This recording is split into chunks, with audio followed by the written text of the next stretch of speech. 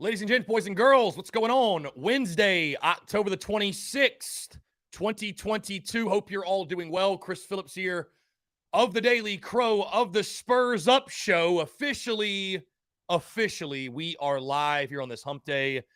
And I'm very excited because I used to cover the U of SC Gamecocks. Now we are officially talking, the USC Gamecocks. Folks, what a hot start to the day. Appreciate you all tuning in. I see Travi, Todd Smith, Austin Moore, Brendan Gadd, Stephen Borwell Jr., John Edward, Cocky Twan, Chuck Chase. What's going on? Also, those in the Big Cock Club Discord. Head over to the TDC Questions channel, the TDC Questions channel. Be sure your questions are answered there. Guys, before we really get rolling, of course, I want to tell you about our friends over at Prize Picks, because the Daily Crow is brought to you by our friends at Prize Picks. Go download the Prize Picks app or go to prizepicks.com. When you do, use the promo code TSUS. You're going to receive a 100% deposit match up to $100 with our friends at Prize Picks. And then, guys, you can bet on literally anything and everything. So many of our listeners and fans at TSUS and the Daily Crow have made so much money with our friends at Prize Picks. Everything from college sports, pro sports, they whatever you want, they got it. NFL, NHL, NBA, MLB, you name it, they got it, guys. Of course, again, that's prizepicks.com, or go download the app and use the promo code TSUS at sign up to receive a 100% deposit match up to $100. Be sure to check them out and tell them that Chris from the Spurs Up Show sent you. I do apologize. My brain broke during that ad read for whatever reason. Guys, the phone lines are closed right now. We got my good friend Anthony Treesh of Pro Football Focus. He will be joining us in about 3 minutes or so. So I'm going to keep the phone lines closed until we get him out of here. Also, I do want to say this, man. Thank you all so much for the love and support on the merchandise side of the business, specifically the Beamer Ball towels. I've spent all morning packaging towels, and I've still got 50 orders to go to get these out and get these delivered to you guys by kickoff on Saturday. It's incredible, man. I mean, obviously the momentum of the business and everything, and obviously winning is fun, right? Winning is good for business, as we all know. But we had by far the most towel orders we've ever had come through since Saturday. I mean, the sales have been incredible. It's been Beamer Ball to the moon, TSUS to the moon, the merch to the moon, and everything in between, man. I mean, the merchandise has just been blowing up. And again, like I said, I know winning helps, but it speaks to you guys, your love and support of the show and the business and the brand.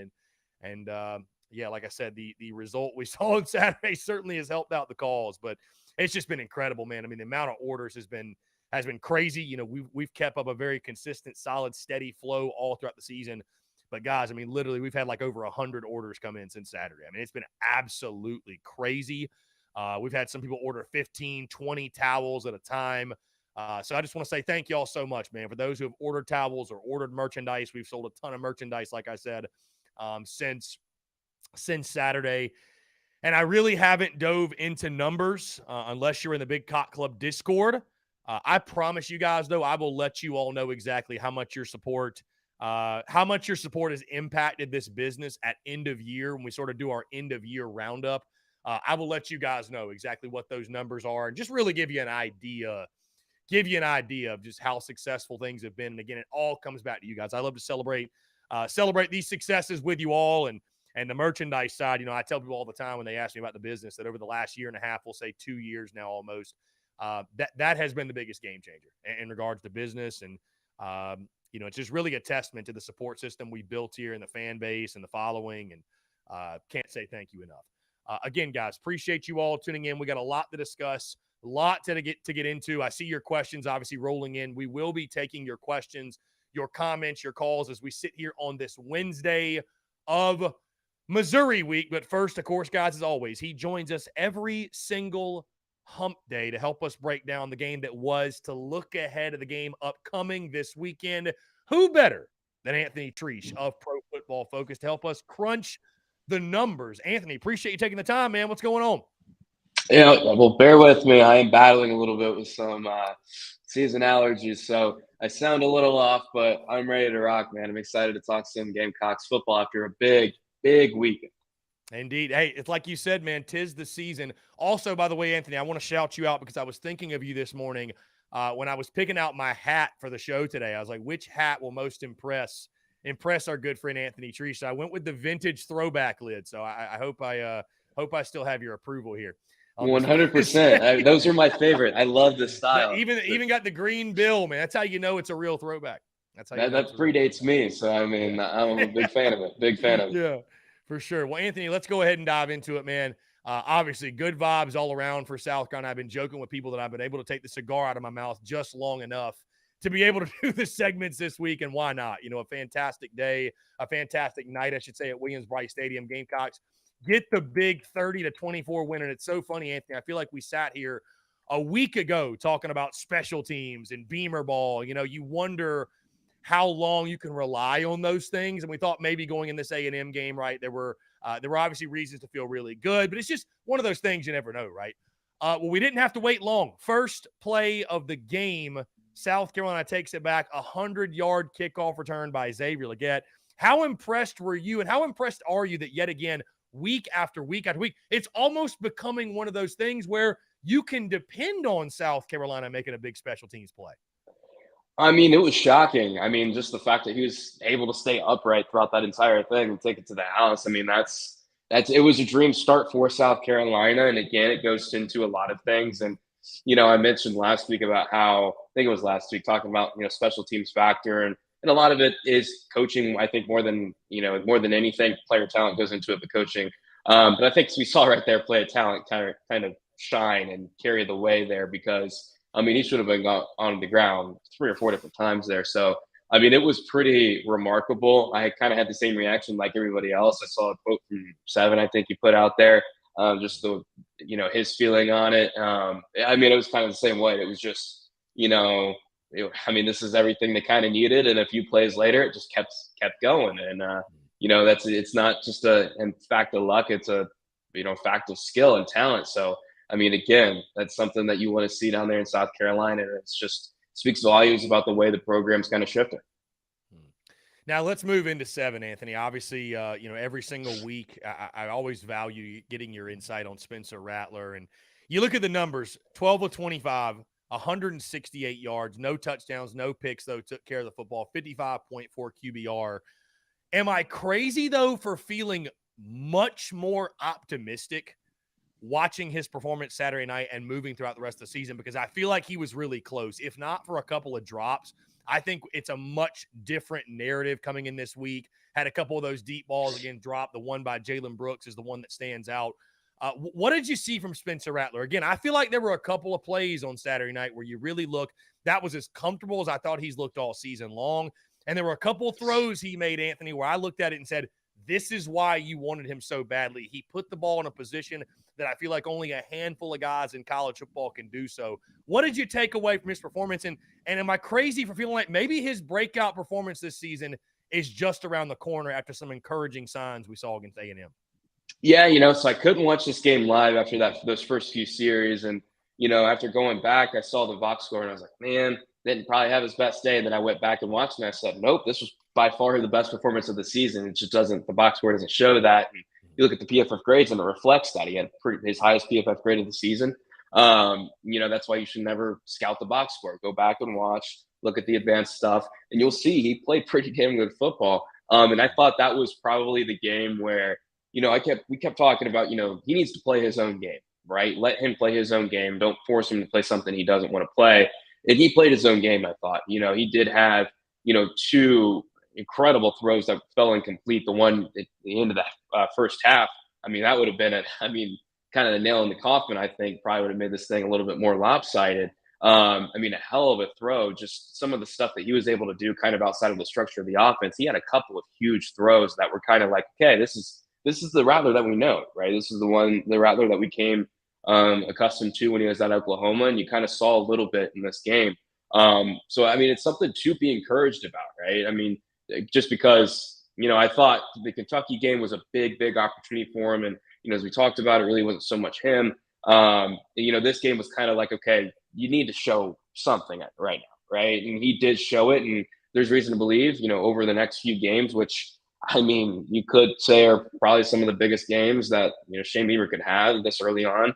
Because, I mean, if you can kind of get off to keep adding to this streak, I mean, you're going to have some more eyeballs on you, and you're going to get a lot of recruits interest. Just overall player morale is going to be better, and South Carolina deserves it and needs it. So I thought it was overall an encouraging aspect, but the biggest thing was that he played his own game, I thought, right? I mean, he did when the play started to break down, right? He wasn't contained to inside because, like I said, I could be wrong here, but it definitely seemed like that had been a big point in the coach's room. Like, hey, you got to stop running outside the pocket, kind of forcing this stuff. You're making things more difficult. Just stay calm, stay composed, be a pocket passer. But he's a guy that thrives when he's on the move, right? That's where he really does excel. And I thought for the first time we saw him kind of do that. I don't have the exact numbers, but I do know for a fact that, you look at some of his outside of structure attempts. So when I say outside of the structure of the offense, this is, you're supposed to be a straight drop back, right? But then all of a sudden the play boils down, the pocket gets muddy, and you're forced out. He had, I think, 5 or 6 of those dropbacks in this game when he had about 5 or 6 the entire season up until this point. And that's where you saw a few of those big throws there. So overall, it was a very, very encouraging night. It showed to me that, hey, he's not broken, right? He's still got it in him, and he can be a high-level quarterback. And now it's just about piecing it together in the next few games. Anthony, you lead into a point that I wanted to make while you were talking, but you hit the nail on the head, man. I feel like Spencer Rattler is at his best when he's improvising almost. Like when he's on the move, like you mentioned, and you obviously don't want him running for his life. And we've been talking about him not being so skittish and not, running from the rush when it's not there. But it does feel like when he's rolling out of the pocket, I just feel like that's when he's making like the biggest plays. That's when those big plays come, is when he's getting outside of the pocket, stretching the play out, finding his receivers downfield. I mean, again, you don't want him to have to improvise on a consistent basis, but I don't know. When I think of Spencer Rattler's game, I kind of think of this quarterback kind of playing backyard football, just making it up as he goes along, and typically it works out for him. Exactly. And you're going to have some lows that come with that too. It's just a volatile play style. And, maybe he's never going to be that quarterback that is just perfect in making that decision of, this is when to, kind of improvise and make a play on your own, or, this is just kind of taking what the defense gives them. Just basically, I mean, even in this game, I mean, if I had to kind of pick apart what I did see from him, just needs to get the ball out quicker. I mean, there's some plays where you can kind of, see it develop and you're like, okay, you can throw it now, but then it's just, 4/10 of a second later, you're just kind of staring at it, trying to get a bigger window. And, when you play some of the, the premier competition, and if you want to talk about it from an NFL perspective, like you can't live with that method, right? Because that's how, you're not going to see defenders and they can make some plays on the ball, especially at the NFL level, just significantly higher level players, both mentally and physically, that can take advantage of that play style. But in college, I think when you're like that, you kind of have to let them do their improvising, and just let him kind of go with that method. But again, that's when it comes with the highs and the lows. And that was a problem in Oklahoma, right? Because you had all those high level moments, but you still had some of those moments that people like to really pick apart. And again, it kind of goes back to the bigger picture of just people just like to pick on him, right? Just because of everything that he has been, highly regarded recruit, the documentary, and all of that stuff. So they wanted to pick apart those low moments without focusing on the high. And I think when he got to South Carolina, could be completely wrong, but I do think that it was a point to say, hey, we need to make you a different quarterback so you get rid of those low moments. And it was a little bit too safe and conservative, and that's why we were seeing, I would say, our expectations not met. But again, I think this A&M game, it was a different story where it was kind of, the true Spencer Rattler showing, and we just really didn't see any, I would say, flat out bad decisions from him. There were that one, of course, strip stack was an issue. But overall, it was just, I mean, it was a Spencer Rattler game that, I would have thought I was watching him at Oklahoma. I mean, it was very reminiscent of that. And again, the box score would have looked significantly better if he would have saw a couple of those big time throws fall complete like they should have. Yeah, Anthony, like I said, now we're going to move off of Rattler because there's a lot of other facets of this football team I want to get to. But I have this feeling. I don't know if it's going to come this weekend. I don't know if it's going to be Vandy or Florida or what game it's going to be. But I do feel like there's going to be a breakout game for Spencer Rattler. It's just hard for me to believe that he's going to go throughout this entire season and not have one game in which he will say goes over 300. Like I just got to think there's one game where it's all going to click. And like I said, that's what I look at when I look back at that game on Saturday night moving forward is I'm more hopeful and optimistic, I think, than I've been at any point this season that game, like I mentioned, in the beginning, is just around the corner. And that's obviously the hope, because as much fun as it is winning right now, you still feel like obviously offensively there's a lot more in the tank that you're not seeing right now because he hasn't quite had that. You know what I mean? So, yeah. For sure. But, yeah. Yeah. Now, obviously Saturday night, Anthony, Marshawn Lloyd, 18 carries, 92 yards, 5.1 yards per carry, 2 touchdowns. I mean, he just continues to be a touchdown machine for South Carolina. What you saw from him, again, I don't know why, but it took a little while for the Gamecocks to actually get him the football. I think he only had 3 or 4 carries in that first half. But another impressive night from Lloyd, and he is very quickly establishing himself as one of the top ball carriers in the SEC. Yeah, for sure. And I think kind of having him take that step forward, because honestly, what we saw from him last year, it wasn't all that encouraging, right? I know a lot of people thought, okay, let's look at Christian Beal-Smith, transfer from Wake, maybe he can be the Kenneth Walker, and I think that was very lofty expectations. And I thought if they're going to have a path to rushing success, it's going to be through just fast improvement from Marshawn Lloyd, who was, I mean, again, it was very discouraging at first, but you got to remember, young, inexperienced player, more reps, more opportunity, you're going to see that improvement. That's typically what you see in the collegiate ranks, and we're seeing it this year. And I think, again, I think kind of leaning on him, and I hope throughout the next, the last month or so of the season, we kind of see him take on more of that marquee role. He's getting far more work than any other player. I think that's really what you kind of need in that backfield. But I think the big thing with him is just you kind of see in those clutch moments, right? And I don't think it's something with him where it's so consistent, but he comes out when you need him to, right? He gives you that big run when you need it. A couple of breakaway runs of 15 plus yards for the game. That's honestly my big takeaway there is that he's somebody that you can count and lean on, which I think South Carolina had been missing. Now you look at the receivers. I want to talk about them, Anthony. Not a lot of conversation this week. The guy I want to focus on, though, Austin Stogner, 3 catches for 46 yards. We've been waiting on him to do something, and he appeared to be one of, if not Spencer Rattler's favorite target. Had a really nice contested catch, back shoulder on the sideline. What you saw from him, and again, I think this is a guy we've sort of been waiting on that South or that Oklahoma connection, if you will, in Columbia. And that could be something that obviously helps him down the stretch because I know Stogner's a guy that you guys are really high on as well.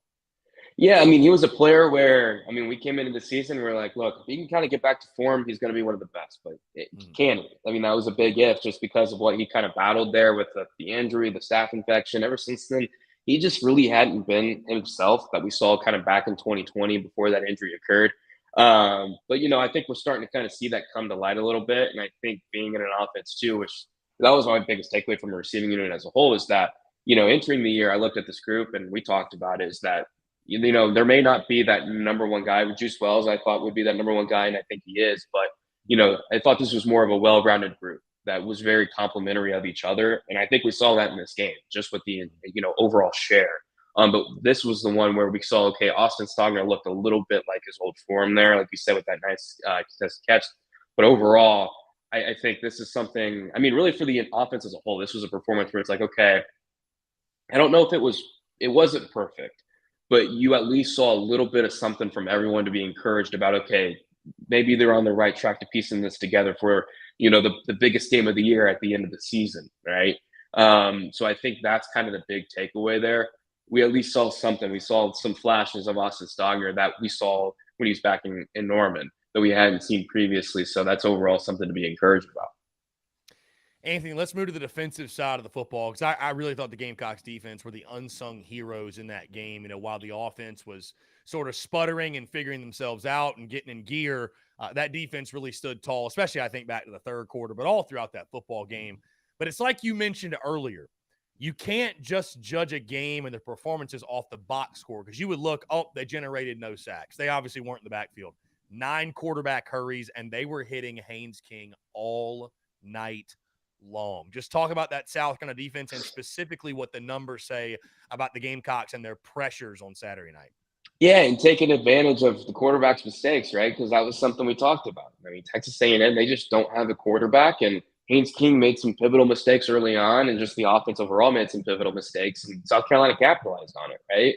I mean, getting out 17 outs, start the game first few minutes, and having a pick and a fumble. I mean, that's hard to do, hard to take advantage of. So I think that was kind of the big thing there is that overall, I mean that those first 5 minutes or so was the building block obviously to win the football game.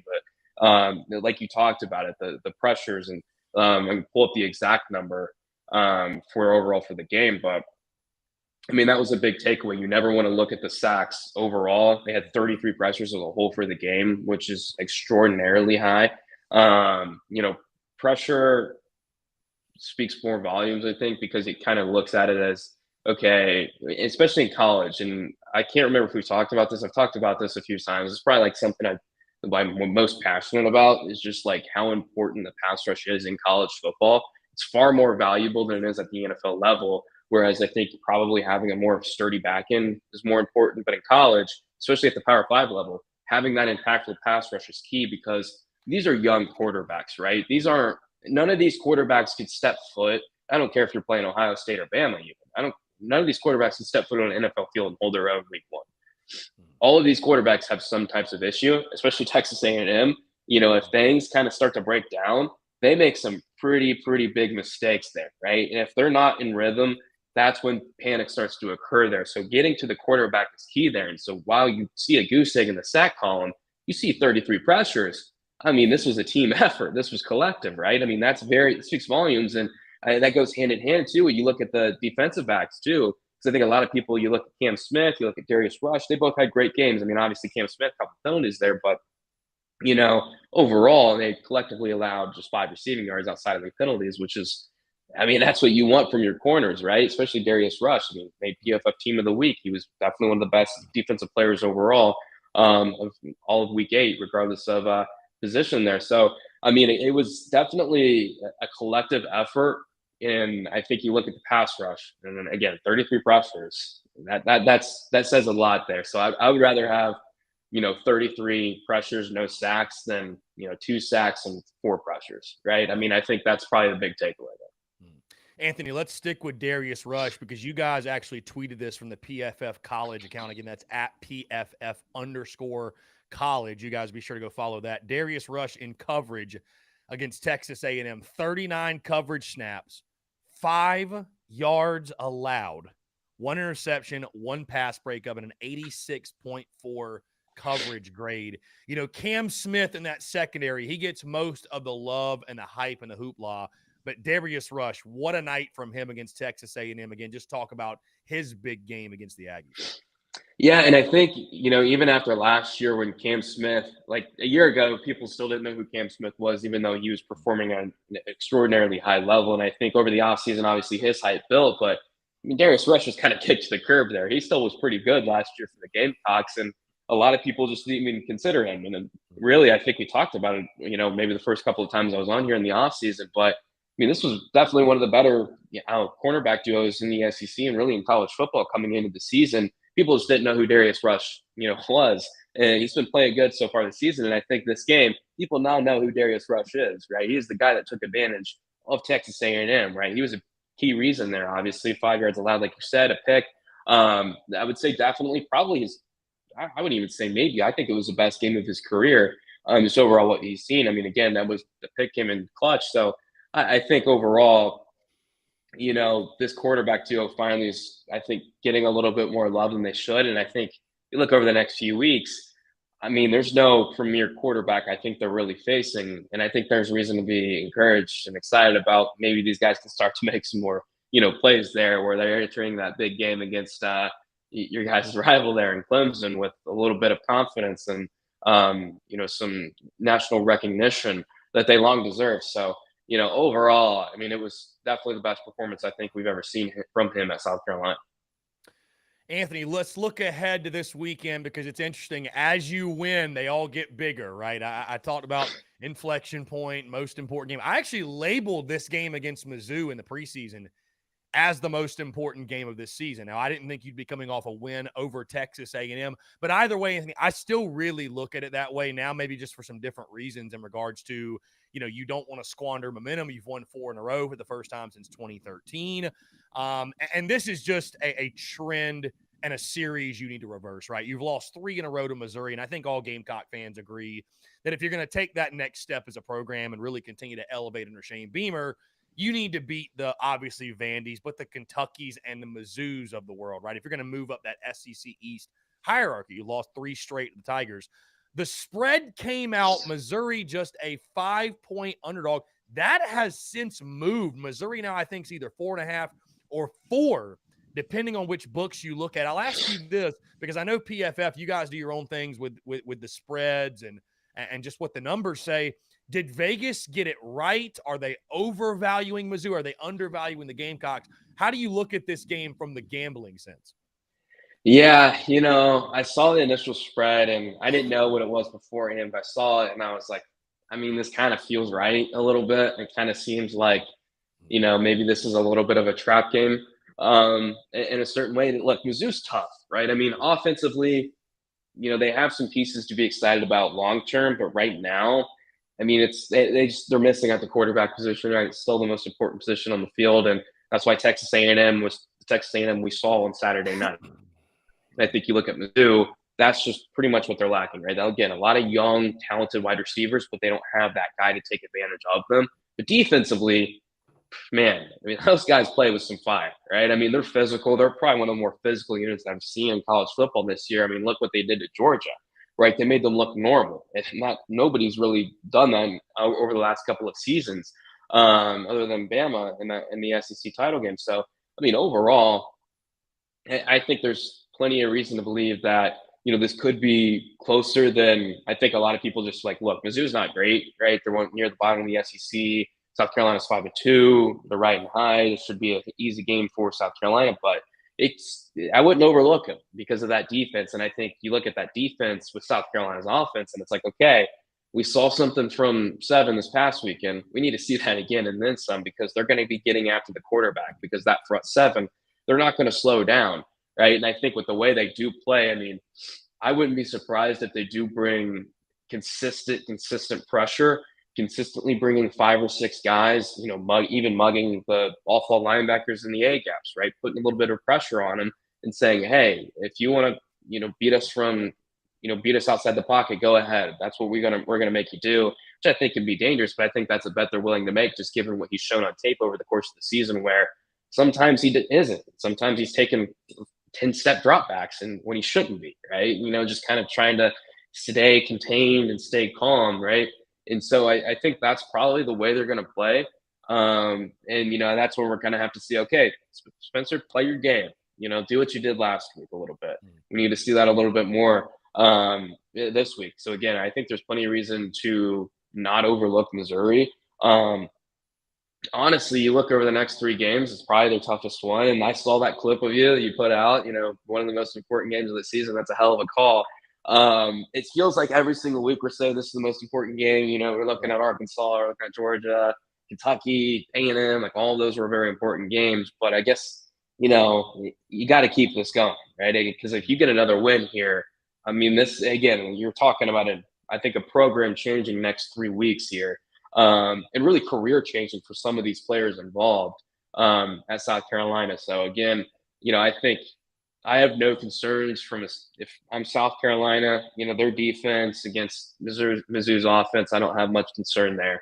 It's just, can you escape what that front 7 that Mizzou's going to bring? Because they play physical, they play fast, they play aggressive. You're going to have to overcome that. I think it's going to be difficult to really run the football at a consistent rate against them. You're going to have to kind of break the structure of the offense a little bit. And I think the only thing from an outsider's perspective, being neutral here, I think Mizzou probably should be hoping that, they're still playing offensively the way they did pre-Texas A&M, and it's pretty conservative. And, they're probably just want to see if South Carolina goes, okay, we're going to let the defense win the football game for us, right? And this is going to be a low-scoring affair. We're not going to take many risks. I think it probably shouldn't be that way. I don't want to see a lot of quick game there. I don't want to see screens. I kind of want to see some aggressive there. You got to match it, or else they're going to beat you with that. So, I think it's going to be a pretty interesting game. And also, too, I mean, the quick game goes hand in hand with that because you have those quick outlets if they're bringing all of those guys. So I think it's just finding a good balance there, right? Don't be shy when you need to. when you don't have to be really. So I think it's a pretty good matchup. And when I first saw the spread, I thought about it for a second. I'm like, okay, I can see why it is what it is. It definitely feels like a little bit of a trap. I mean, personally, I'm just not going to touch it. I'm going to enjoy it because I think it could be an exciting game from start to finish. That's great gambling advice, Anthony. Don't touch it. Just enjoy it, man. Just enjoy Mhm. it. You can enjoy it a lot more when you don't have to pull for one side or the other in regards to the gambling side of things. But to your point, Anthony, I think you do make a good point. I think that's where the doubt creeps in from Vegas is just, offensively, right? At some point, they feel like, Beamer ball, as good as it's been this season, maybe you're not going to get that special teams touchdown or a block punt or like Kentucky where you get a turnover in the first play of the game, you got a 5-yard field to go, right? You're up 7-0 before you can blink. I will say to your point in this game, and of course, I'm not going to drop my prediction until Friday like I always do, but I think it's a great opportunity for the defense, like you mentioned. Just looking back, last weekend at Mizzou, struggling so mightily against Vandy, one of the worst pass defenses in college football. Brady Cook has thrown 7 interceptions on the season. And, oh, by the way, Anthony, Mizzou is 0-3 on the road this year. And the only team they've beaten, I actually got this stat from Connor O'Gara Saturday Down South, the only team that Mizzou has beaten, Power 5, on the road, not named Vanderbilt, South Carolina back in 2020. So they have struggled mightily on the road in his tenure. I'll ask you this, though.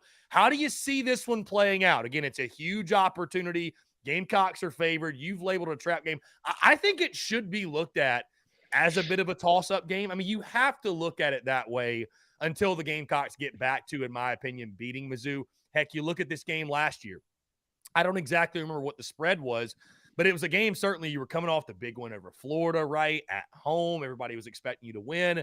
And you went to Missouri and just kind of the unthinkable happened and you lost that football game. So huge opportunity. You like the matchup in regards to your defense against their offense. I really do think, Anthony, it just all comes down to what can we expect from this Gamecocks offense? We feel like maybe their breakout performance is just around the corner. Is it this weekend, though, against what's a really stout Mizzou defense? How do you see this one playing out? Yeah, I mean, too, you got to think of Mizzou's kicker because I mean they got one of the best kickers in America, Harrison Yeah. Mevis. He's a unit, but that unit can make some long Yeah. field goals, He's and he's really good proud of against it. Georgia. Really good against Georgia. Yeah. Absolutely, he had a hiccup before them, but that was a hell of a bounce back game.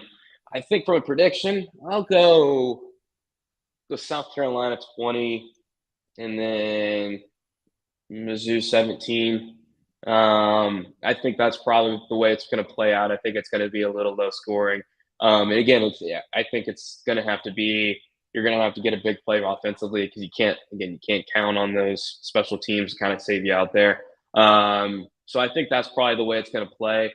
I'm not expecting South Carolina's defense to go out there and just say, "Hey, you're not going to score a single touchdown." I think they're going to do enough, but it just goes back to South Carolina's offense against Mizzou's defense. Ultimately, again, I go back. It's the same argument against Texas A&M. I go to which quarterback am I gonna bank on? Which one am I more comfortable with? And it's 7 in this one, quite easily. So I think that's what's kind of pushed me over there. But it's definitely not going to be easy. Like I'm not going to be completely surprised if Mizzou somehow finds a way, even with all those road statistics you pulled out. Once you said that, I was like, shit, man, maybe I shouldn't have said all that, making me, overthink myself a little bit. But that's probably the way I'm going to see it. Going to be a very physical Mizzou defense, but I think South Carolina's offense does just enough to get over top.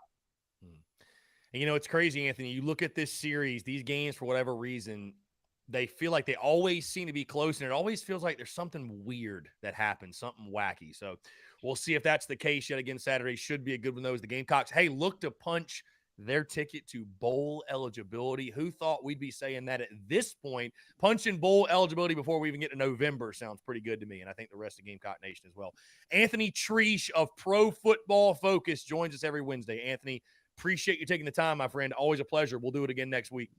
For sure. Appreciate it. Look forward Yeah, to man. it.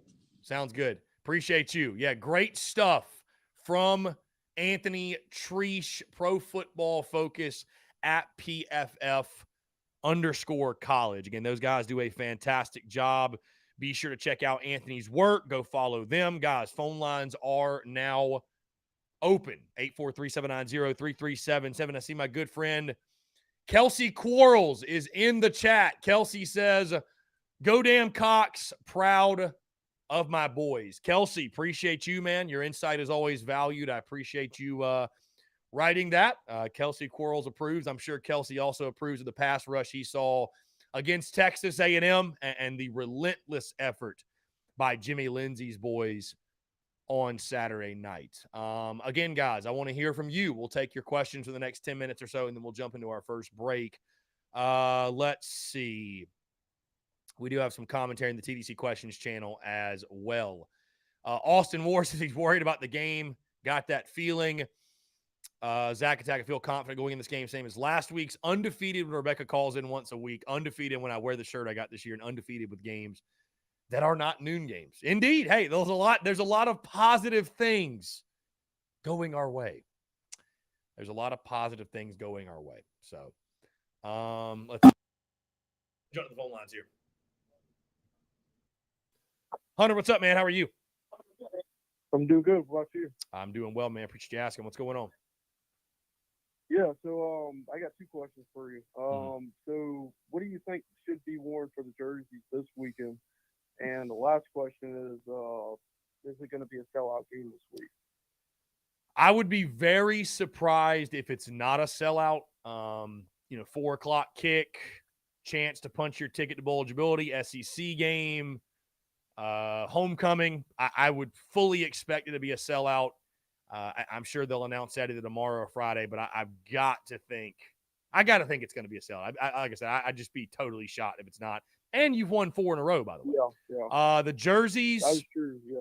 Yeah, the jerseys, I mean, me personally, I'm thinking either 1984 Black Magic throwbacks, or I'd love to see Big Game Garnet. I'm a Big Game Garnet guy. I guess we just technically wore Big Game Garnet, but with black helmets. So I don't know. That's a good question. Yeah, That's a good question. I was going to say that's my favorite jersey. As soon as I seen those playing the Texas A&M game, I was like, damn, they gotta keep playing more with these jerseys, and those are my favorite type of jersey. I ain't gonna lie.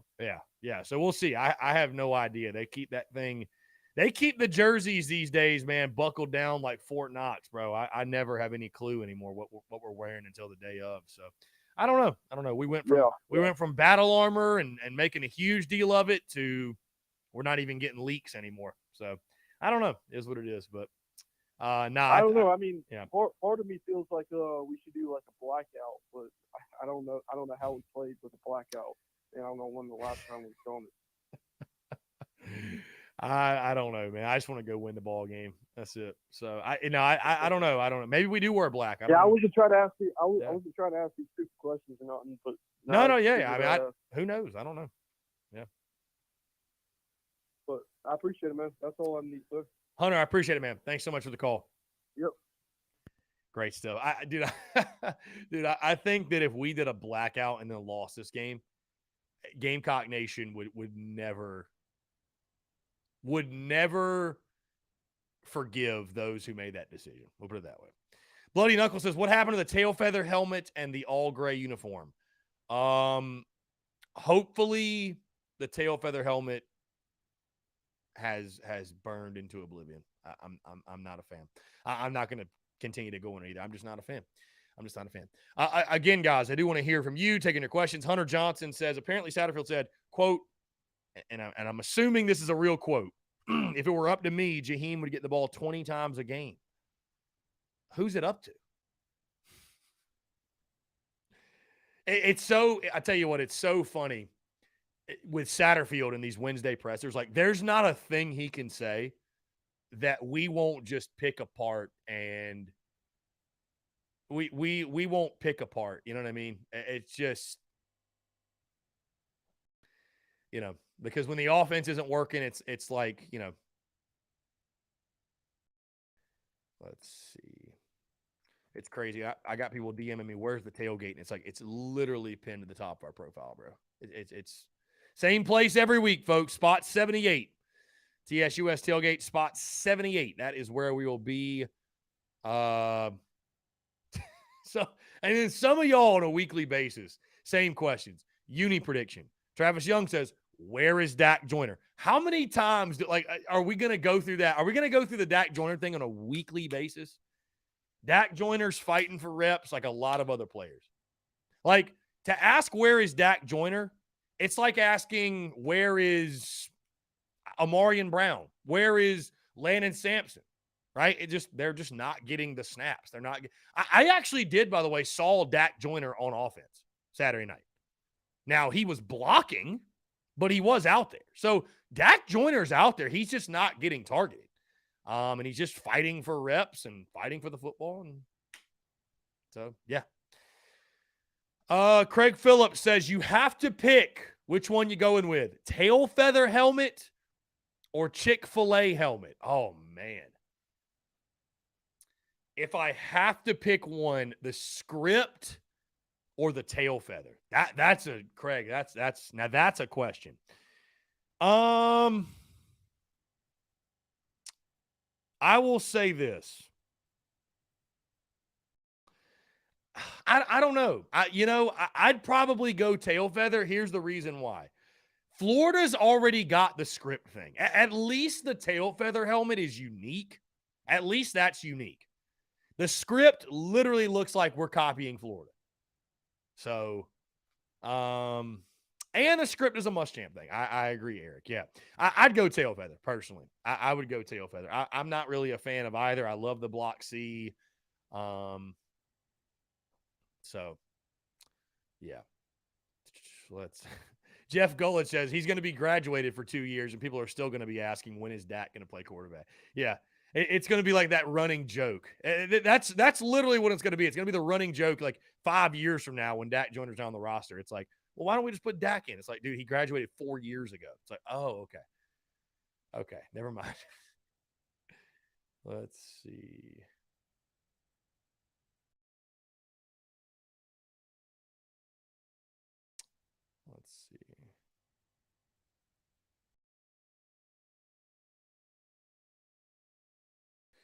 Marcus Satterfield tells the media today his first 10 plays are always scripted and said field position and down doesn't impact his decision-making.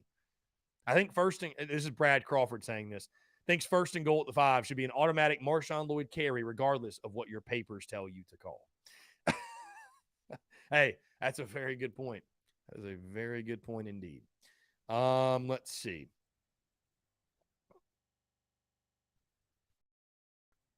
Thomas Walker says, if Dak and Doty had the same perspective as these fans who think they should start, don't you think they would have hit the portal by now? They have embraced their role in the team and obviously agree with their spot in the lineup.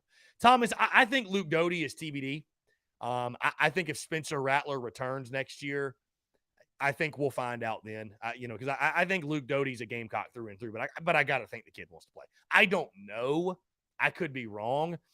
But yeah, I mean, listen, you make a good point. Yeah, I mean, it's like I said before, and we're not gonna spend all day talking about Dak Joyner, but it's like I said before. Yeah, I mean, I think if Dak Joyner wanted to be a starting quarterback, he would have left a couple years ago, or he would have left after the bowl game when other teams wanted him to come play quarterback. And I mean, he knew he wasn't going to start over Spencer Rattler. I don't think the kid is that foolish or naive to think that, but I think the Kerryon Joyner, and I'm not trying to speak for his camp, but I think and I don't blame him for this decision at all, by the way. I think it's a very smart decision. He's not a businessman. He's a business man for this. I think that Kerryon Joyner understood. He understands his future. He understands his prospects of playing at the next level. He said to himself, I can either transfer, go to a smaller school, or go wherever, be a starting quarterback, or I can stay here and benefit from NIL and be beloved. And I got it pretty good here. The grass isn't always greener on the other side. And I'm saying that only in a complimentary way. Like, that is a very smart thing to do. He has raked it in, guys, from NIL, from the Mayo Bowl. I think I heard he's made over 6 figures from the Mayo Bowl. So, yeah, I think, Thomas, again, to your point, I think the Kerryon Joyner very much so embraces his role in this football team. And so we should as well. Anyways, it's crazy how we're literally going into this game against Mizzou and we're still talking about it. It's wild. We have USC back. Yes, we do. No more U of SC. It's just USC. And that's it. Love to see that. Guys, here we go. We're going to jump into a quick break, but on the other side, I want to continue to hear from you. More of your questions, comments, calls, and more. You're tuned in to the Daily Crow.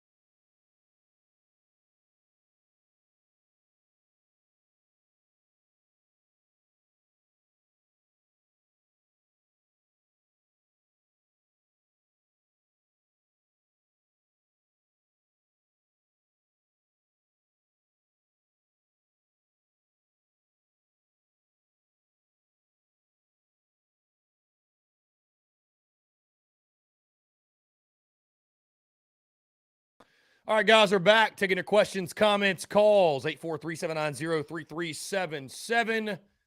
That is 843-790-3377 here on this hump day. Again, appreciate you all tuning in. I want to say thank you also to Anthony Treesh of Pro Football Focus, always taking his time. And again, all of our guests, man, it's awesome what TDC has evolved into, and the great guests we have on, and all the different insight and everything else. It's truly a pleasure to chat with those guys. Let's see. Let's jump into your questions. We've got a text here. Seems like Mizzou's rush defense is pretty good. Stop Georgia's backs and Bigsby when they played Auburn. Do you think we can generate a downfield passing attack against Mizzou's secondary? I think we can. I'm telling you guys. I know that, I know it was against a Texas A&M team that is reeling right now, but I don't know. I like to think we're close offensively. I don't want to sound like Marcus Satterfield or give you all coach speak. I am optimistic that we're just not as far off from having a positive performance. I think that Missouri, as Austin Greer points out, I think they're legit. I think they're a hard-nosed, scrappy. Listen, we talked about this a couple of games ago, that these next couple of games were against teams like South Carolina that are inconsistent, that are flawed. So I wouldn't put it past the Gamecocks to lose this football game. But I don't know. My gut feeling just tells me I think we are getting closer in regards to offensive output. Thomas Walker, yes. Carolina Cigars can be purchased online. Yes, they can. Let me make sure their shop. So if you go to Carolina Cigars, HHI.com, let's see. Yeah, so their shop on the website is currently under construction. So just DM, that's how you can purchase your cigars. Press 1. Luke RJ, what's up, man? How are you? I'm good, Chris. How you doing, man? I am doing well, my friend. Appreciate you asking. What's going on? I just wanted to call in today and talk to you about this game, and the USC stuff, man. What are your initial thoughts when you saw that? And it looks like the president is the one who was, trying to get all that done, and just your initial thoughts. And I saw Brad Crawford and people talking about it. What do you think about all that? I think it's pretty cool, right? I think it's awesome. I think it's a huge win, yeah, especially with the new Prez. Was U of SC, was it ever really embraced by anybody? Did anybody stop calling USC U of SC because of the decision or the trademarking or whatever the hell the reasoning was? I think everyone is ecstatic. I think all Gamecock folks are ecstatic. I'm ecstatic.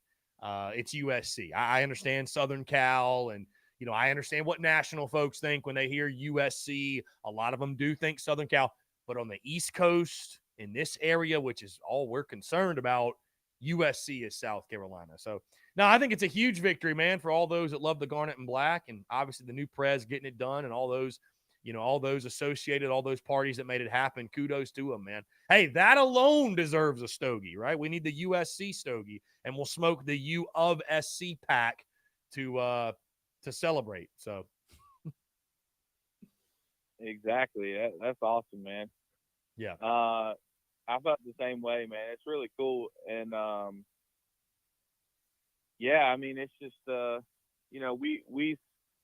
we literally say USC during Sandstorm, like everybody in the whole stadium is saying USC, and the student section started that.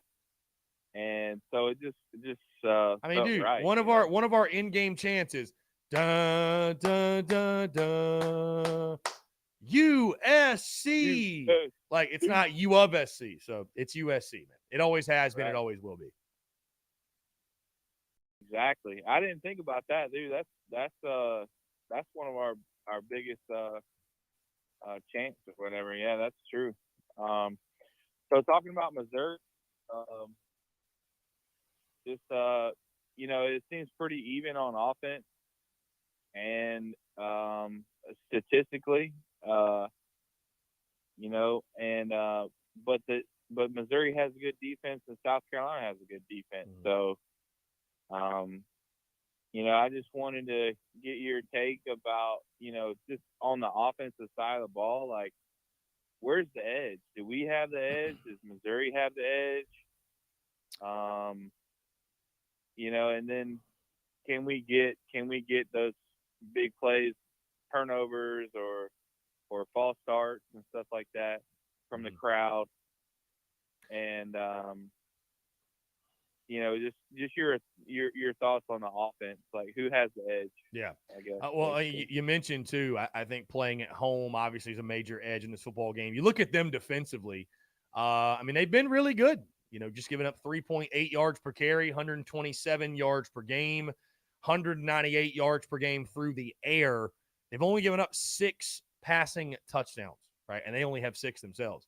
I will say this. I love our matchup or the matchup, our defense against their offense. I expect our defense to have a big day and make some big plays.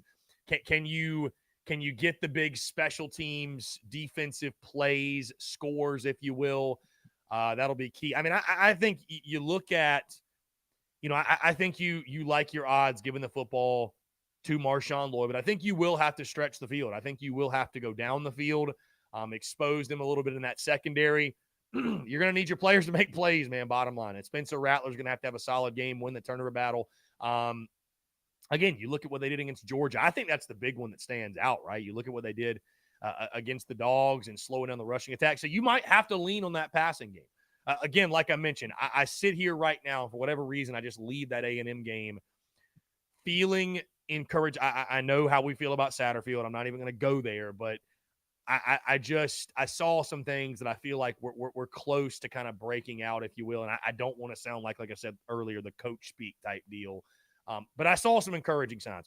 I think the offense needs to run through one. I think that's what you've got to start with. Challenge that offensive line. They've been playing better, right? But you look at Mizzou up front defensively.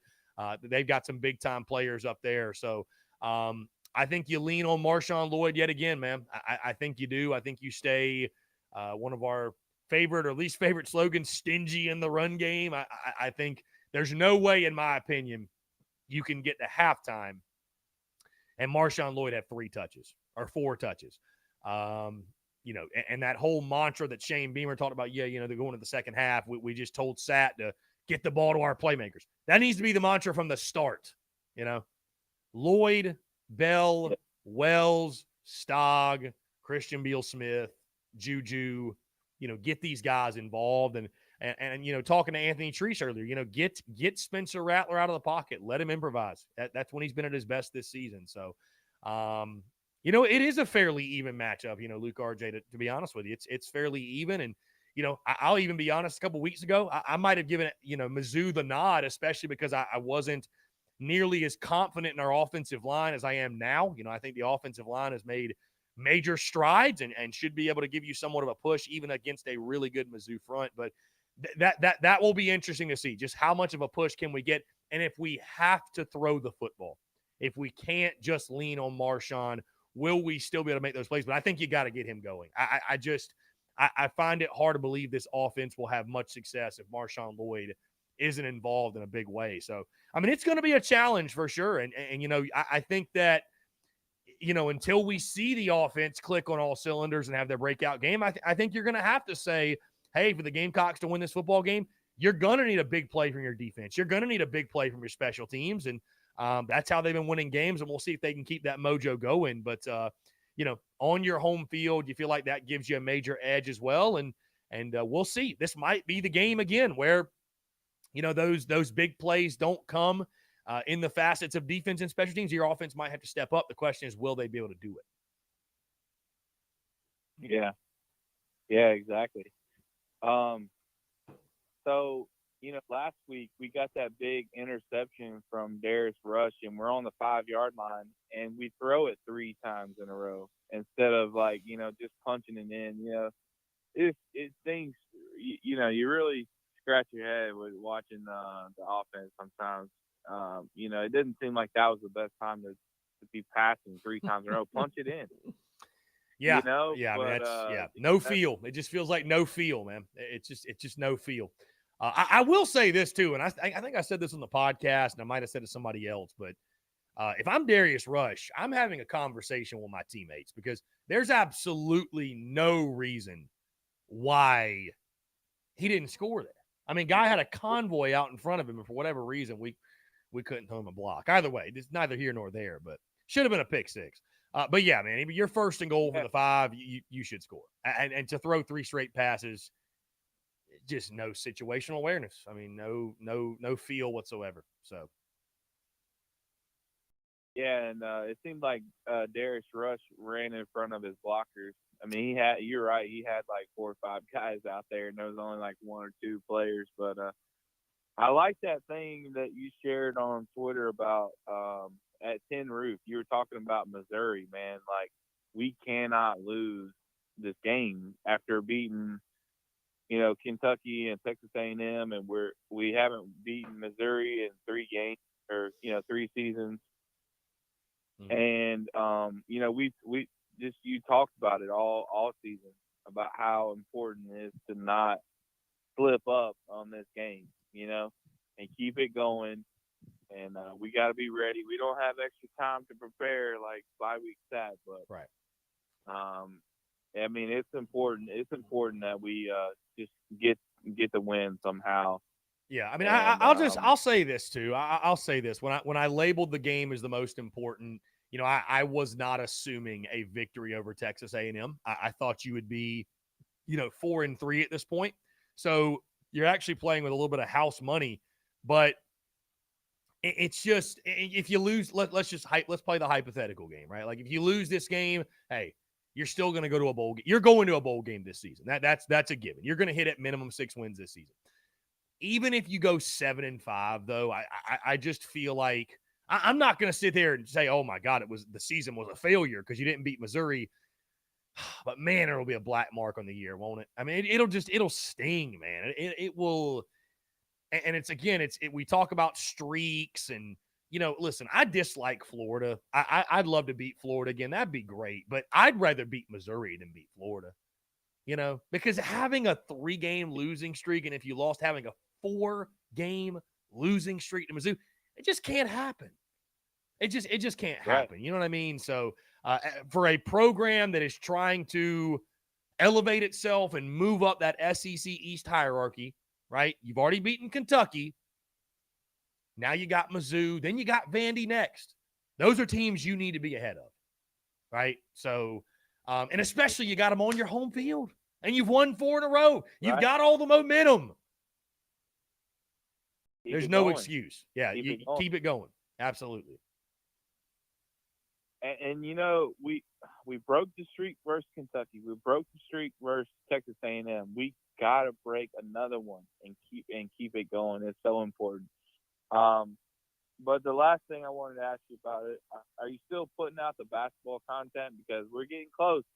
We're getting closer and closer and closer. Are you still doing the countdown? Yeah. So you ask. It's funny, man. I haven't put out the countdown a little bit because I've found myself forgetting to do it, and it's not because I'm trying to oversight basketball or anything like that. It's honestly just simply because the football content's been popping to such a degree. I'm still very, very pumped for basketball. I mean, next week, literally, I will drop my full basketball season preview, and we'll talk basketball season.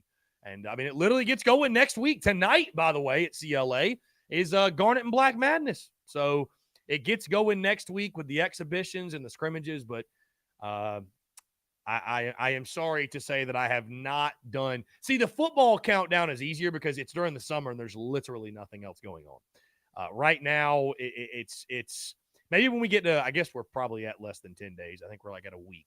So maybe I'll fire it back up here, counting down a week until tip off. But I mean, Luke, RJ, as well as I do, man. We're all pumped up for basketball. I'm pumped up for basketball. I cover, everybody that follows me knows I cover basketball in depth.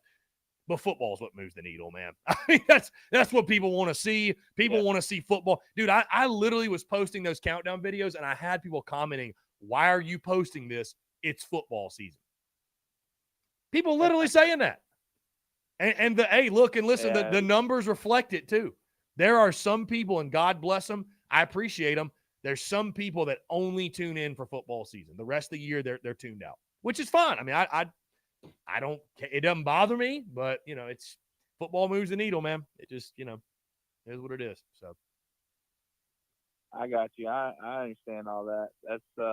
That's important, you know, if people are, you know, not excited about it as much. I think people are. I think you know, people are intrigued. I think people are definitely intrigued. Yeah, by basketball. So yeah, I mean, you only get that first season with a new coach, and you know, what do you always say? Hope springs eternal. hope Or springs whatever. eternal. You know, Yeah, you hope never, springs eternal indeed. Yeah. you know, it's Lamont Paris, new coach. We got Gigi. You know, I mean, let's support them and let's, you know, watch the games. Make sure we know when they play, and, you know, show up. And man, we've had Frank Martin for 10 years or over 10 years. I'm ready to see a different style of basketball, man. And I think it's gonna be fun. It's gonna be interesting, and go Gamecocks, man. You know, go. Yeah, for sure, man. I'm excited for the Paris era to start, and especially when you got a guy like Gigi Jackson headlining it. Yeah, it should be a fun season, man. I'm looking forward to it. It's going to be one that's kind of hard to predict, but I'm excited, man. I'm excited, especially this first year. Like you mentioned, you only get it once, that first season. And the good news, I think, for Lamont Paris is I don't think the expectations are crazy high, right? Even with Gigi, I think it's like, hey, if we can make any kind of postseason, that's a massive success. But yeah, I'm looking forward to it, man. I'm admittedly, I would tell anybody this. I'm not a huge basketball guy. Like, bro, I haven't watched an NBA game start to finish. Who knows how long it's been? A long, long time. And I'm not like someone that I'm just avidly watching college basketball, but I love the Gamecocks and I love creating content and I love Gamecocks basketball. I watched Gamecocks basketball growing up, you know? So I'm excited. I'm pumped. And you know, it's really fun, selfishly, from the content side of things. It's really fun when you get into basketball because, you know, we already have content bleeding out the eyeballs. Then you add in basketball season, and there's 2 games per week, and then baseball comes, right? And you got all kinds of games per week. So it's fun, man. It's fun for me as a content creator, and it's obviously fun for all of us as Gamecock fans as well. So I mean, you think about it, man. Hey, it's gonna get real very quick. The night before the Florida game, that ain't that far away. Night before the Florida game, South Carolina plays Clemson in basketball. So get ready because it's coming. It's just around the corner. So, hey, and I thought it was pretty cool. Lamont Paris is really good playing pool, man. You see that video of him on the pool table, man. He looks like a professional out there playing. So I did not cool. see that. I did not know Lamont Paris was a big pool guy like that. I didn't know that. Yeah, it was on their the men's basketball page or whatever. He was playing GG, and he's like, I'm not the worst pool player in the world. Somebody's in trouble, and he looks like a professional out there playing. So I thought that was pretty cool. But that's all I got, Chris. Appreciate you taking my call, man, and go Cogs, man. Let's go. Luke RJ, I appreciate you, man. Always a pleasure to chat with you. Great stuff from Luke, as always. Brendan M. chiming in, telling me that technically we didn't throw it 3 times after the pick. The first down was a quarterback keeper. Brendan, you get the point, my guy. You get the point. Rebecca says she just woke up. What's going on, Rebecca? Cameron says, I'm still not over Texas A&M smoking their own pack after the game this past week. Hey, we weren't the only ones smoking the pack, apparently. Apparently, A&M was smoking their own pack. This is actually Hall of Famer. Robbie, what's going on, my friend? How are you? I'm doing fantastic. Just sitting here eating my lunch, man. How are you? I'm doing well, man. Appreciate you asking. What's up? First things first, I just found out a few minutes before I called I will be present and accounted for with my Beamer Ball towel at Willie D Saturday. Okay. Are you going to be in the same seats or no? No, I'm gonna be sitting with my stepdad. Okay. but not where you were last time. No. Okay, because I was going to say, if you are, I'm about to go stand in the turnstile again and say what's up to you. But I will be there. I will make sure, as always, I have my Beamer ball towel in tow. So are you gonna take another towel and is the towel that you got hanging up, is that towel retired until further notice? I don't know. I don't know. I was so excited Monday. That was the towel that I had at the A&M game. I was so excited Monday. I put it up. Maybe I will leave it there. I mean, I definitely need to display one of them or display a towel somewhere in here. So I would display that one. And if by some miracle we beat that god awful team in the upstate, I'm not going to mention. You frame those two towels. I think what I should do. Is take a Sharpie and write the score on that towel of what game that was, and especially if that happens against Clemson, you write the score on there and yeah. Eventually, I'm gonna start putting towels all over my bedroom, just hanging them all over my bedroom, and my walls will be covered in towels. But anywho, I think that, and my mom's again pissed at me because I told her what my prediction was. Okay, but you ain't getting the prediction out of me until tomorrow. Okay, but all I'll say is if it ain't broke, don't fix it. And if that don't tell you something, then that don't tell you what my prediction is, and I don't know what else to tell you. But I think that, honestly, whenever Georgia played Missouri, I think honestly, part of me felt like that was a fluke, okay? Because that game should not have been close. And I think I don't think Missouri's defense is that good, okay? And I think this is probably going to be Marshawn Lloyd or Christian Bill Smith's coming out party. Okay. I think one of them they're going to have one of them's going to have over 100 yards rushing. Okay. And I think this is the perfect opportunity for Rattler to show that he's the player that everybody thought he was whenever he came out of high school. Right. This is the perfect time for that to happen.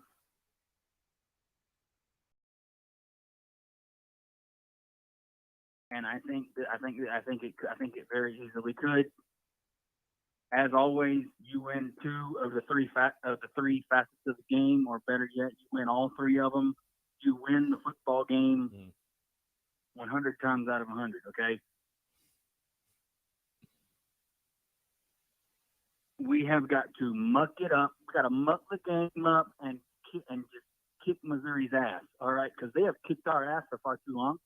Okay. It's been 3 years since we beat Missouri? Yeah, now it's the monsoon game. The monsoon game, 2018. Even 4 years. Far too long. 4 years since South going to beat Mizzou. 4 years. Yeah, and even 1 year is far too long. Okay, 1 year is far too long to be losing to Missouri. Okay.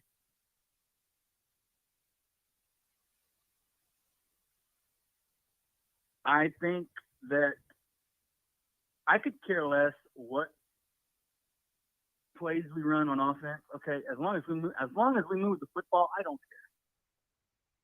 But if it's 3rd and 1, okay, and they haven't stopped Lloyd or Christian Bill Smith all night long, I'm giving it to one of those two in some way, shape, or form. I'm going to find a way to get it into their hands, even if it's not a run. I'm going to figure out a way to get it into their hands and let them do what they do best, and that is get yards. Yeah, get the ball to your playmakers, man. I like I said, I don't know why. I know Mizzou is good defensively. I've got a feeling. I don't know. I feel like maybe we're getting close offensively. Or maybe this is a defensive slugfest. I'm having I don't know about trouble, but I'm going a little bit back and forth, which I normally do throughout these weeks leading up to these games. But, I'll lock in a prediction. I've obviously already locked in the over. I think you can bank on some wackiness in this game. I thought it was going to be a defensive slugfest against A&M, and then you see the opening kickoff. It's like, well, okay. How much for the defensive slugfest? Yeah, I mean, I picked the under in that ball game. I'm on the over, man. I think, I think we keep saying, well, when is South Carolina's defense or special teams not going to make a big play? Or I don't know, man. I think maybe that's just the identity of this team. That might be in the DNA of this football team, that they're going to make big plays. So, I don't know. When South Carolina and Missouri play each other, I feel like big plays, weird things happen. So I think there might be more points scored than folks are expecting, but I don't know. I think that breakout, let me put it this way. I think that breakout game for Rattler and company, I think it's going to happen at some point. The question is just, is it going to be this week? So, well, it better happen soon because the season's winding down. Yeah. Well, yeah. I mean, I think it's becoming. Before you realize it, it's going to be November. We're almost done with October. Literally in 5 days. Yes. No, it's becoming more and more likely too. We're not having this conversation quite as much for whatever reason, but I mean, I think Spencer Rattler is more than likely back.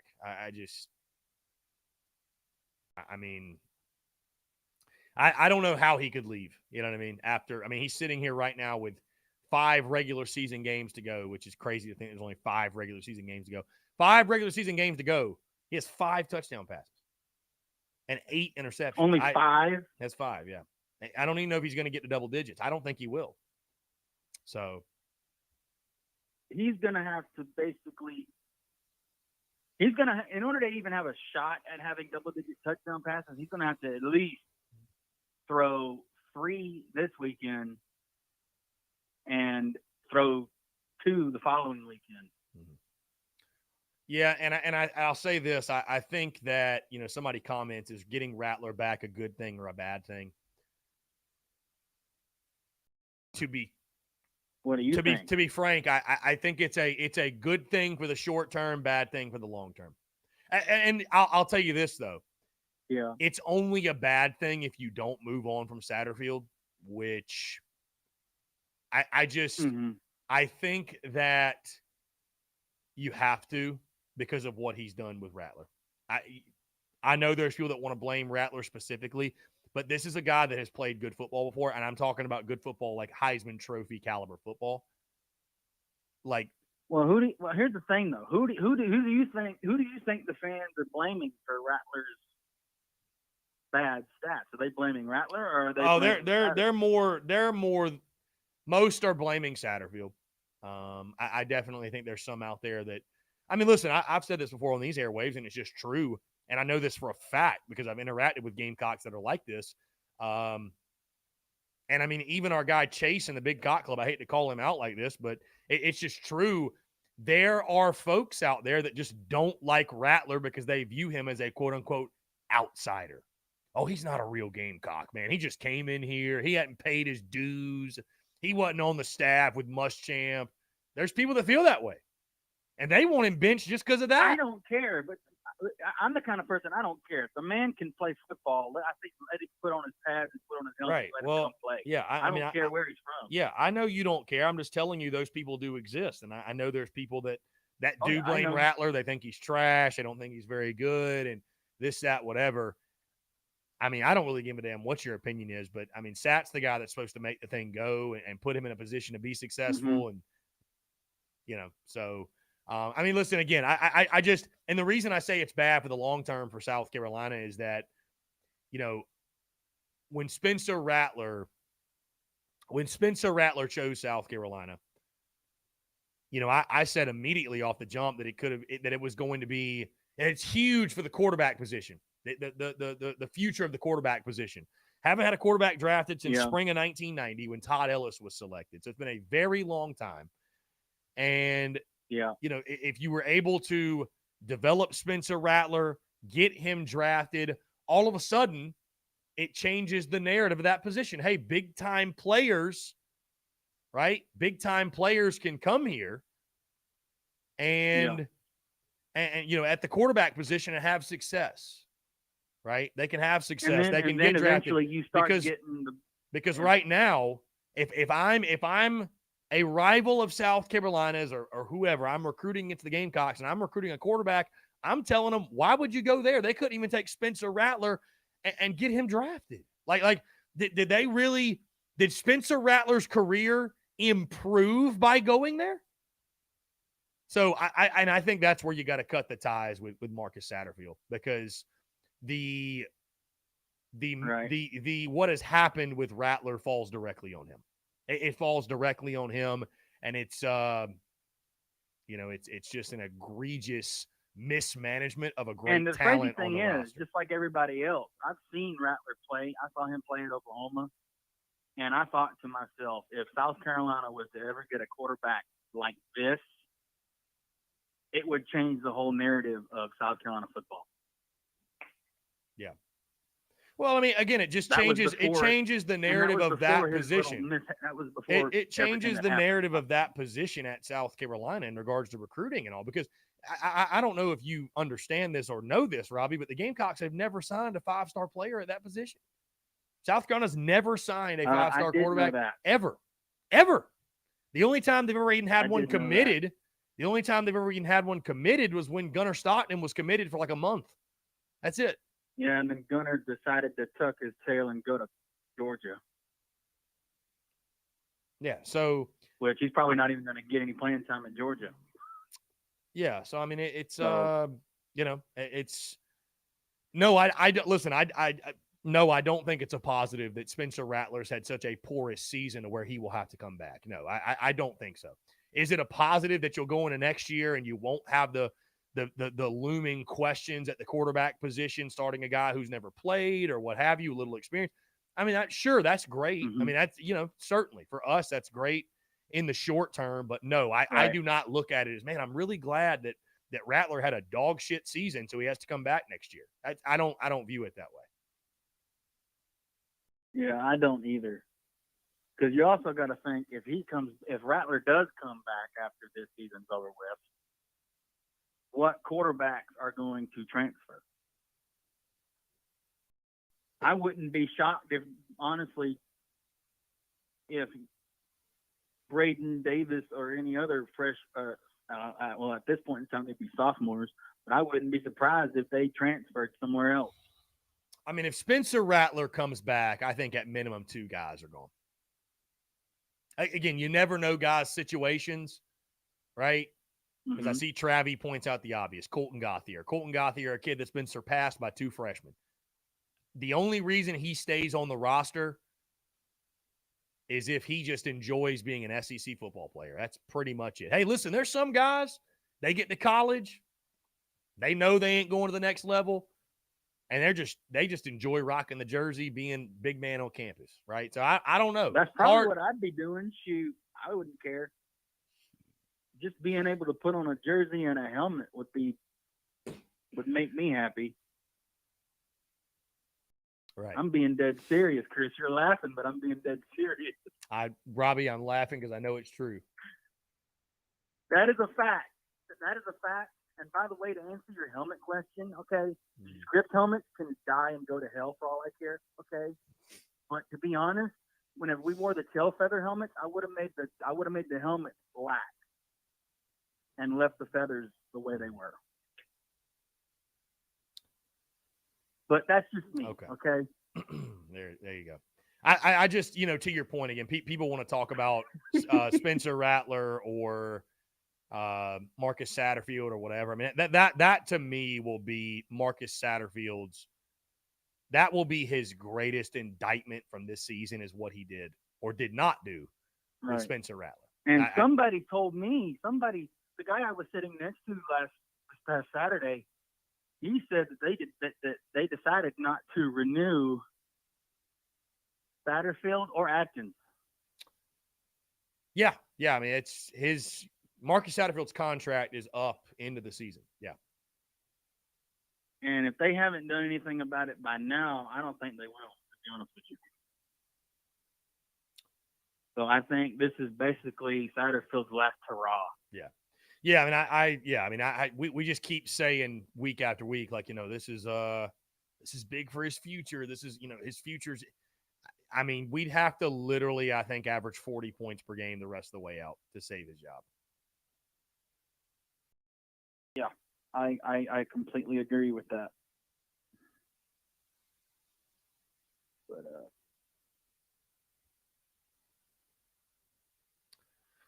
well, Robbie, a lot of great points from you as always, my friend. I appreciate you calling in. I'm eager to hear your prediction tomorrow. Oh, trust me. And it's probably going to tick my mom off, okay? Just a heads up. So that should tell you very easily what my prediction's probably going to be. Because whenever, Will from Dirty Myrtle, he texted me earlier this week and said, look, if it ain't broke, don't fix it. Pick us to lose to Missouri. So I'm almost tempted to pick us to lose to Missouri just for that fact. Okay. But I will have my prediction for you tomorrow. Have a great rest of your day.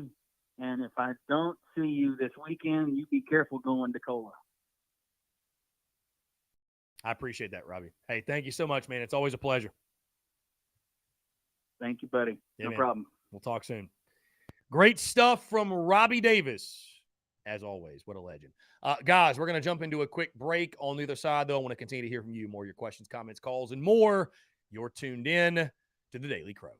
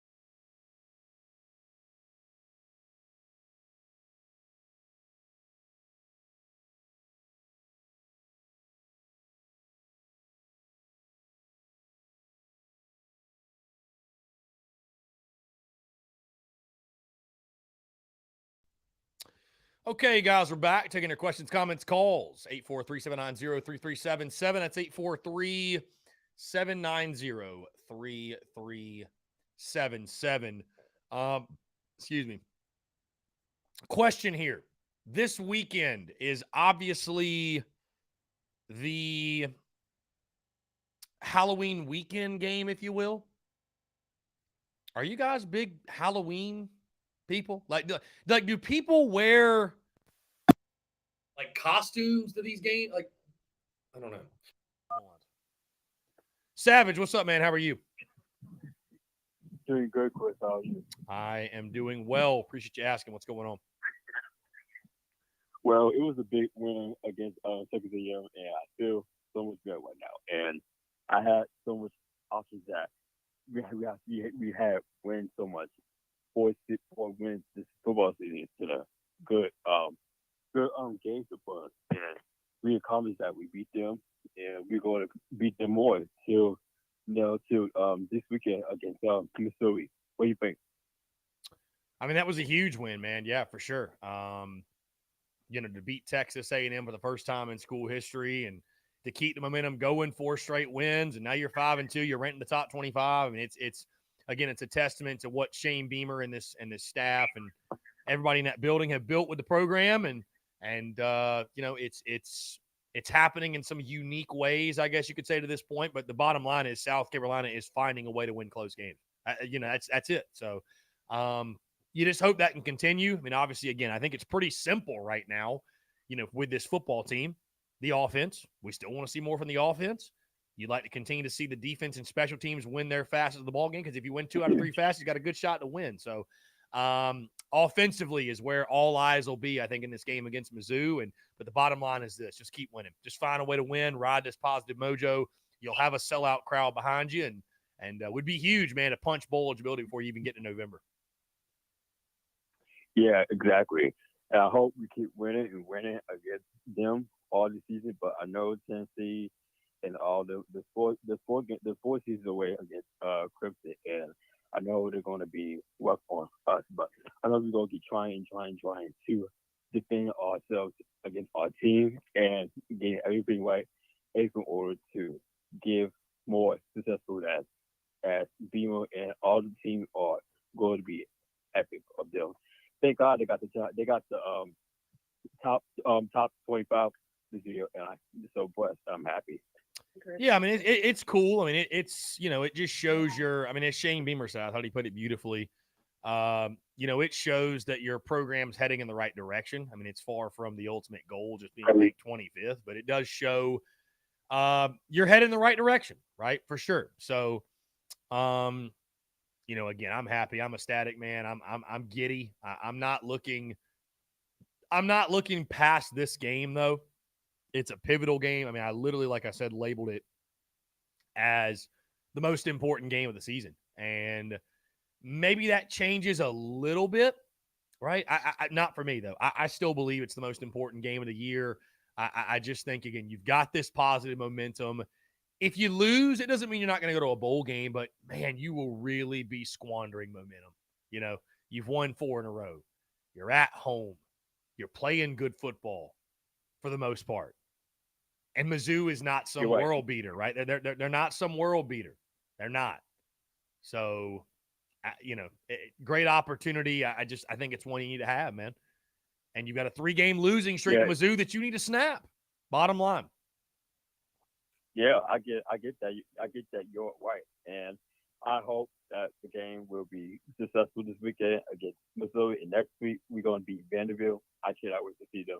They will lose once again, and I think it's going to be a accomplishment for every opportunity of the fans out there who is rooting for me fans out there who is getting everything all up and tight and right. And I am just so excited for this moment, for this weekend to come with a successful plans, as they got a big plan for everybody to win against Missouri. Yeah, and I feel confident. Again, I'll drop my prediction on Friday, Savage, but I do feel confident. Again, at home, you expect to win. You expect to win, and you should expect to win. Absolutely, you should expect to win. Yeah. So, Yeah, I feel confident too. But before I go, cause I got a lot of stuff to do, so I'm gonna call you. Just call you Friday to talk about Missouri's game this weekend. Is that cool with you? Yeah, for sure, man. Yeah, call in whenever you like. All right. I appreciate the call.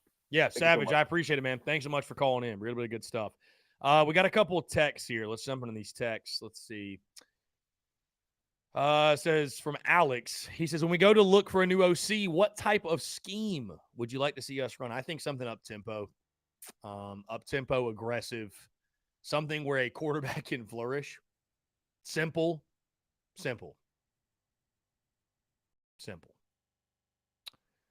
Will Buckner says, granted, situational play calling hasn't been good, but what are your thoughts on adding some sort of on-off tempo to our pro-style approach? Literally what I just said. Yeah, I love the tempo. I like playing fast. I understand that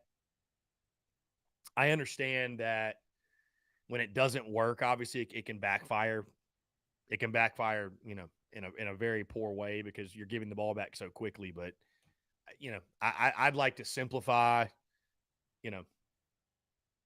Get your best players touches. Have a feel, man. Get a play caller in who has had success in big-time college football, that you feel confident. Because, again, it's like I told you guys, and even right now we can have the conversation that this next OC's just got to be the guy. And so I don't know. I mean, I think there are some folks out there, Coach Ford specifically, there's some people I think that will not be satisfied unless it's like one of like 2 or 3 specific dudes, right?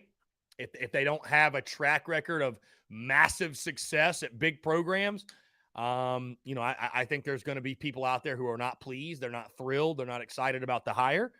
I think that's important. Don't get me, I think having a resume is important. And I think it's more so important because this isn't the hire to roll the dice. You know what I mean? This isn't the hire to take a risk. Like, you need to get this one. You need to get this one right. You absolutely need to get this one right. You have to. So, because to win big here, you're going to have to be dynamic offensively. You're going to have to be. So,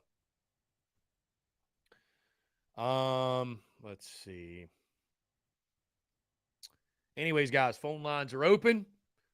Would love to hear from you here on this Wednesday. Again, guys, thank you all so much for the love and support on the merchandise side of the business. I spent all morning packaging Beamer ball towels, getting these out to you guys. Man, I mean, the love and support's felt on this year, man. We've had basically 100 orders. Yeah, we had over 100 orders since Saturday. And yes, it's confirmed winning is good for the business. Winning is good for all things, everything. Winning makes everything better. Let's see. Happy says Mizzou's defense has been their strength, so their defense will show up. Their offense, on the other hand, has not been capable of putting up points. Not at least enough to beat the Gamecocks. Yeah, I think South Carolina's defense, you got to feel confident going in this game, right? You should be able to have yet another really positive outcome. And it's interesting. This might be a situation where, can your defense carry you to victory, right? Can your defense carry you? I mean, maybe they can. But the offense has got to pick up the slack. At some point, you're going to need them. At some point, you're going to need the offense to pick up the slack. And it might be this game. So James Kittle makes the point, too. The fan base is sick of having incompetent OCs. Yeah, it's just the Muschamp tenure just left its mark. Put it that way. Left its mark on this fan base. And again, I can't blame you. So, again, though, I don't know what it is. I don't know why I feel this way. I do feel, and you look at Spencer Rattler and his numbers, and they're abysmal, but I do feel like he played his best game of the season against Texas A&M. And I think he's close. I think Spencer Rattler's close to having that Spencer Rattler type of game that I said he would have. That I said he would have over the course of the preseason. So, needs help, though. Receivers didn't make his life easy on Saturday. So, Lady Bree says, have traffic court today. Hope y'all don't miss me too much. There's Lady Bree. I was wondering where you were, Lady Bree. Let's see. Tommy Wallace, it'll be hard for Beamer to make an OC change if we have a lot of success down the stretch. We will see. And yeah, listen, I talked to that today on the podcast, which, by the way, go check it out, with Connor O'Gara of Saturday Down South. And he was talking about, if you go 8-4, right? If you find a way to go 8-4, is Shane Beamer going to pull the trigger? I just, again, if this season continues the way it's going, which, I mean, guys, I'm optimistic. I'm hopeful that, November, this offense has a breakout in November. But realistically, you kind of are what you are. I don't see you being anything other than what you've been to this point, most likely. I'm not saying you can't be a little bit better, but I don't think all of a sudden you're going to turn into Tennessee, right? And so I think if Spencer Rattler stays on pace to have the type of season that he's probably going to have, I don't know how you bring Satterfield back. I don't. And I'm not saying that Shane Beamer makes changes or does anything because of what the fan base feels like. It doesn't matter really. What's funny about it, it doesn't matter how much we kick and scream and bitch and moan on social media. I highly doubt that Shane Beamer is sitting there in the Facebook comments or on Twitter or on Instagram and saying, oh, well, this guy says I need to change my OC. Well, no, duh. He knows what he's talking about. I don't think that's how Shane Beamer is operating, but the overall feeling and the mood amongst Gamecock Nation, Shane Beamer's not immune to knowing what the consensus is from folks, right? And so I just say this too. I feel like them not renewing the contracts coming into this year, I think that kind of tells you something, right? I feel like that says something.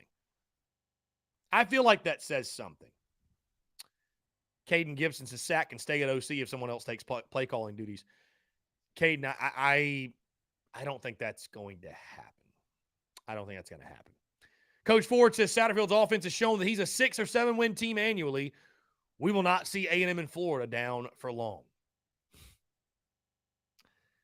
Well, we haven't even played Florida yet, and I don't know what to make of A&M. I mean, I thought A&M was going to be a 10-win team this year, so,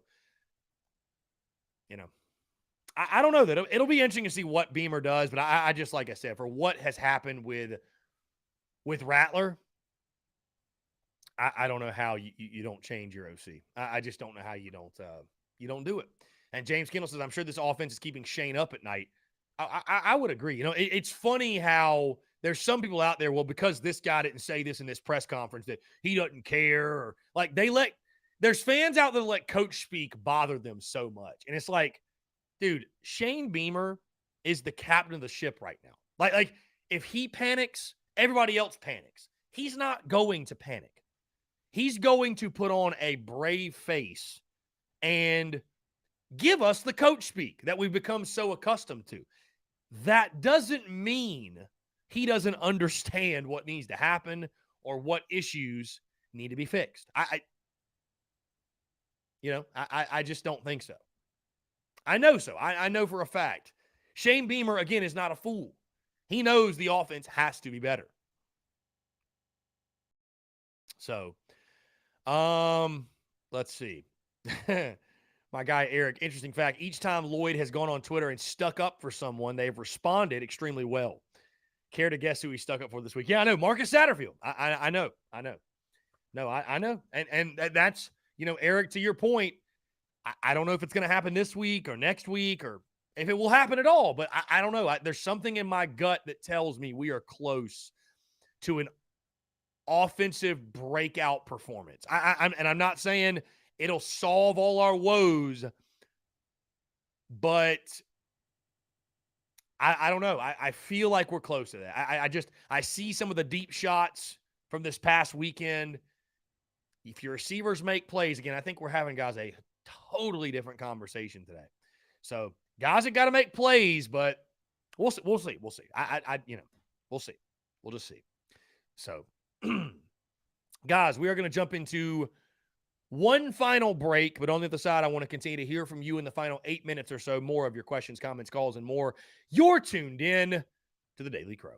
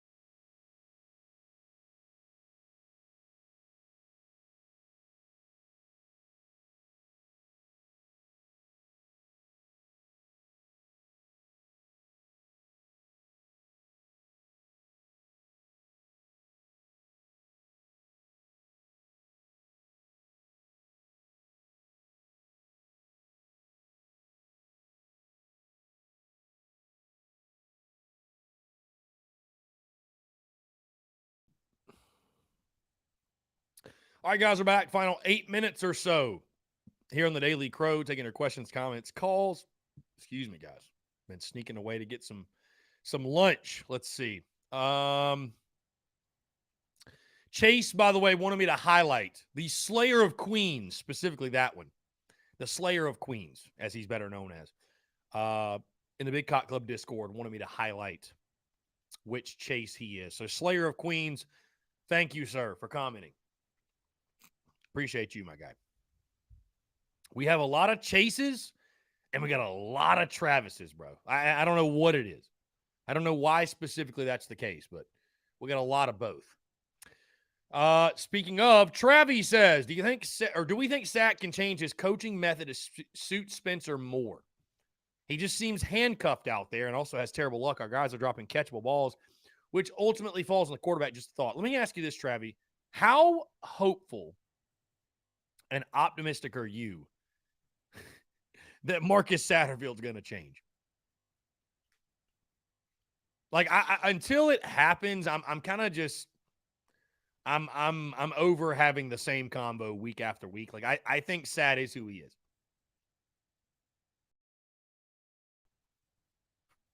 I think Sat is who he is. So I just, until proven otherwise, he is who he is. That's it. So Thomas Walker says, starting to feel like Satterfield Muschamp got the degrees from the same school of quote-unquote genius. He says also, why did Beamer not step in and say whoa, whoa, whoa on 3 straight pass plays in the 5? That's a good question. That's a very, Thomas, that's a very good question. I think, and again, I'm speaking from my vantage point. This could be wrong. I think Beamer is a coach that lets his coordinators do their thing, right? I think so. But, yeah, that would have been a good time to intervene, eh? Cameron, what's up, man? Cameron, appreciate you tuning in. Let's see. Tommy Wallace, if Satterfield returns in a season, we will surely be happy because it would mean we were overly successful.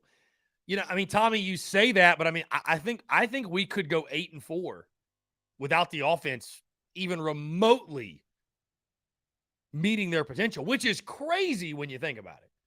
I mean, it's when you think about, guys, when you think about the offense, like, think about this. Think about this. What would you have said if I told you that the Gamecocks are going to be 5-2, ranked 25th, favored against Missouri, just beat Kentucky and A&M back-to-back, 1-4 in a row? All of that, all while Spencer Rattler has 5 touchdowns and 8 interceptions. You would have said I was crazy. Like what would you have thought? If I would have told you, hey, through 7 games, Spencer Rattler's going to have 5 touchdown passes to 8 interceptions. You would have said 3-3, best case scenario. So the fact Carolina's 5-2 is pretty wild. It's pretty wild. I mean, it truly is Beamer ball to the moon when you factor in just how much of a factor it's played.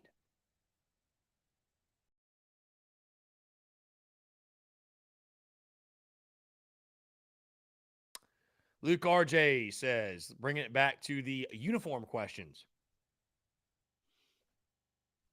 Will we ever wear garnet white? Mizzou having black as one of their colors. I really think we need to bring the garnet uniforms in this game and not black. I don't know. Maybe we will, Luke RJ. I don't know. Yeah, Coach Ford, Beamer ball to the moon indeed, my friend. Let's see. James says, I would have said that Luke Doty has started since the Georgia game. That's a very good point, actually. That is a very, very, very good point. Very good point. Travis says, it's wild. We have to take it. Do we take pretty stats and a loss or ugly stats and win? Oh, for sure. For sure. For sure. Yeah, I mean, I'd much rather win ugly. I'd much rather be having these conversations after victories. So, yeah, we'll see. We'll see. We'll see. I want to believe that, and let me make it clear, by the way, I haven't technically called for Sat's job yet, right? The Kentucky game for me was the game I went into, said, hey, if you lose and the offense is to blame, I'll be done.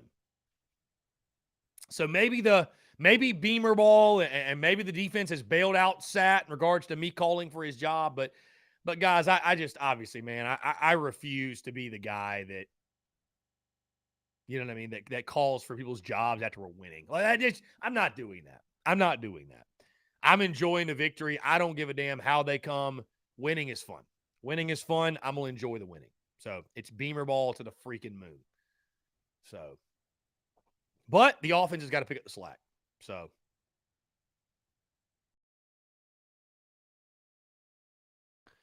Coach Ford being happy about wins and objective about the long-term viability of this team are very different ideas. And that's fine, Coach Ford, but I will not let my objectivity deter my happiness. I won't do it. So, but Tommy, I'll say this to your point about Sat. He says, are you saying Sat still has a chance? I don't think Sat's going to change.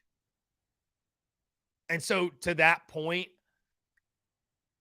I think it will be in the best interest to move on from Marcus Satterfield after the season. I do. I mean, again, just look at Spencer Rattler's numbers, guys. It's sickening. It's sickening. As fans, you probably shouldn't care, right? Because we're winning. Who cares? We're winning. The goal is to win. Doesn't matter how you do it. As a fan, we just want to pull for a winner. That's it. We don't really care about the details. But I think if you're Beamer and you're looking at this football team and you're making the best possible moves for your team, for the future of your program, I think you know where you have to start. Just my opinion. Again, that's not to be negative. That's just reality. You know, you got to make tough decisions. Because it's really not about winning 7 this year. It's about being able to compete for SEC titles in 3 or 4 years. That's what it's about. Do you have the pieces in place? The best possible pieces to do that. So, anyways. But maybe that breakout game's coming. Maybe it's coming. Guys, we've hit 2 o'clock. I tell you what, these shows have been flying by lately. And it's all because of you guys. You guys make this fun. The interaction, the banter, the calls. I truly do appreciate it. Also want to say thank you to Anthony Treesh for taking the time to chat today, guys. Be sure to go check out the podcast that dropped this morning, episode 719.